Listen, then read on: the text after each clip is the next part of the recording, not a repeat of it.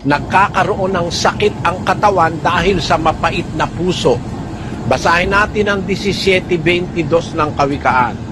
Ang masayang puso ay mabuting kagamutan, ngunit ang bagbag na diwa ay tumutuyo ng mga buto. Ayan, pag masaya ang puso, mabuting kagamutan yan. Kaya maraming mga medical miracles na nangyayari. May mga sakit sa puso, 2 buwan, 3 buwan na lang daw, patay na.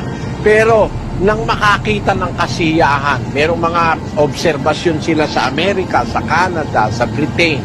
Isang may sakit sa puso, nagkaroon ng pet, nagkaroon ng minamahal, o kaya na-in love sa isang babae o lalaki, naalis yung sakit sa puso eh.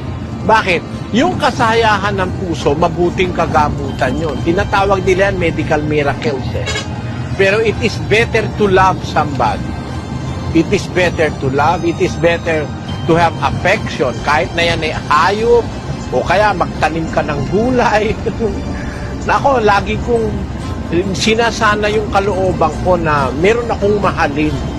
Kasi yung pagmamahal, nagiging kagamutan yun pag napapasaya nung minamahal mo yung puso mo. Pero pagka laging bagbag ang diwa mo, matutuyo ang buto mo. Yun ang nakasulat sa salita ng Diyos. And I believe that.